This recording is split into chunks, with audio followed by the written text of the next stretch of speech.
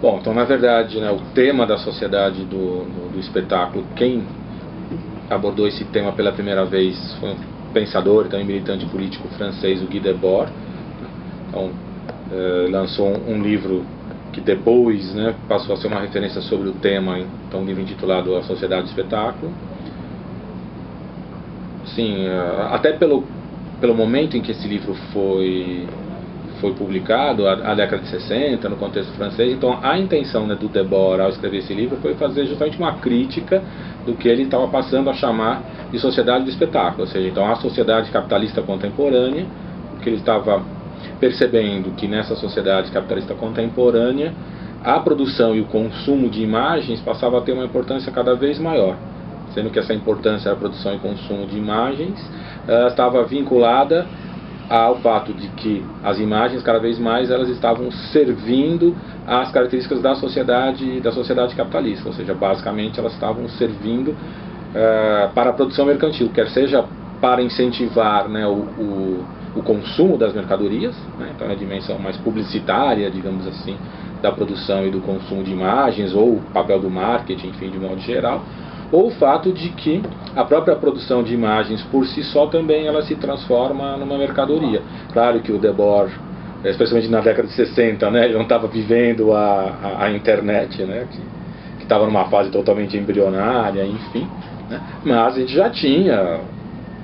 cinema, a gente já tinha televisão, a gente já tinha o peso das imagens na mídia impressa, né? Então esse assim, é o contexto de um modo geral, quer dizer, então uma reflexão sobre as características da sociedade capitalista, sobre então o papel que a comunicação desempenha, especialmente assim um questionamento da mercantilização, né, da comunicação, quer seja porque é uma comunicação então a serviço da produção e do consumo de mercadorias, quer seja porque é uma comunicação também mercantilizada. Dentro desse contexto então da sociedade do espetáculo, dessa importância atribuída às imagens e à própria dimensão econômica, é que a gente pode situar o tema do sensacionalismo, né? Então o peso cada vez maior do sensacionalismo nas coberturas jornalísticas tem a ver então com essas características da sociedade do espetáculo. Antes de mais nada, com a própria mercantilização, né? Porque então o público do jornalismo ele passa a ser cada vez mais enxergado enquanto um público consumidor, né? Então o que interessa é ver quais são os produtos oferecidos a esse público que tem uma capacidade de atrair muita audiência, porque a partir do momento que se atrai muita audiência, a gente pensar em televisão, enfim, né, rádios, né, o mesmo site da internet, enfim, né, a partir do momento que se atrai muita audiência, tem a possibilidade de você atrair também publicidade, né, e veículos de comunicação, especialmente dentro da lógica econômica, né, dentro da lógica econômica capitalista, ou seja, com a valorização da dimensão econômica. Então quanto mais retorno publicitário, melhor, porque a comunicação passou a ser encarada principalmente sob esse prisma, né, já há várias décadas a comunicação de modo geral é controlada então por grandes empresas, o objetivo é o lucro, sendo que o próprio, né, então muito do poder de atração então do sensacionalismo tem a ver então com a produção e consumo de imagens, né, com o fato de que as imagens que caracterizam então o jornalismo sensacionalista são imagens assim que vão atrair audiência porque são imagens que geram impacto, né? Então, de modo geral, o que vai caracterizar o jornalismo sensacionalista é aquilo que caracteriza a sociedade do espetáculo de modo geral, é a presença de uma comunicação marcada pela superficialidade, ao invés de coberturas mais profundas, que vão demandar muitas vezes mais investimento também, né? E nem sempre vai ter o retorno de audiência esperado, né? Então vai se valorizar aquilo que é mais o imediato, que vai gerar retorno de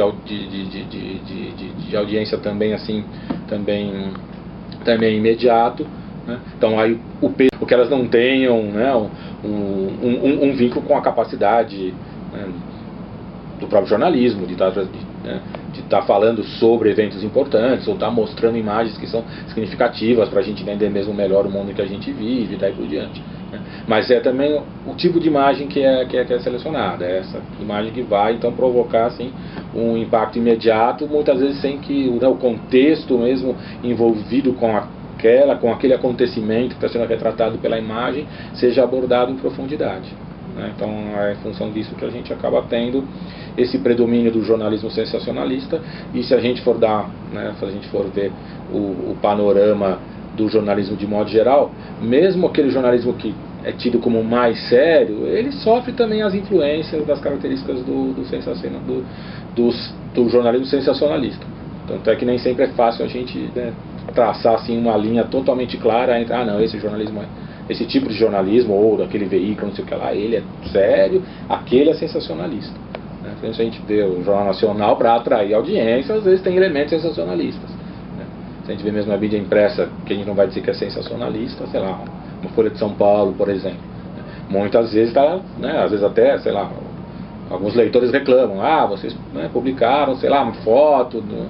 sei lá, de corpos despedaçados, por que estão mostrando isso daí por diante? Porque mantém, né? mantém ou amplia o público. Agora, por que isso? Então, o sensacionalismo é por si só, então, sei lá, algo que a gente possa extirpar, digamos assim, do jornalismo? Não, porque ele atende a uma certa necessidade humana, né? Da curiosidade, mesmo, né, a gente se sente chocado, mas vai olhar mesmo, né, uma fotografia que está mostrando alguma coisa inusitada, ou enfim, né, uma imagem na internet ou no cinema, né, aquela curiosidade eventualmente até mesmo mórbida mesmo, né, que você está vendo alguma coisa que normalmente você não está vendo, né. E o que o Debord e alguns outros autores que trabalham um pouco esse tema do sensacionalismo, como outro pensador francês também, o Baudrillard, que ele vai chamar a atenção, né, quer dizer, que o que vai caracterizar o jornalismo também é essa capacidade de atração que a imagem tem, né, de prender a nossa atenção, especialmente quando está mostrando, sei lá, situações assim de violência, porque a gente entra em contato também com essas imagens, de modo geral, numa situação confortável. Então está mostrando uma tragédia, sei lá, de repente um atentado terrorista, ou um enorme acidente, um acidente de avião, que morre, sei lá, centenas de pessoas, mas não foi com a gente que aconteceu. Então, muito também do poder de atração no sensacionalismo tem a ver com isso. Estamos vendo coisas chocantes, mas não é com a gente. Então a gente se sente um pouco assim, preservado.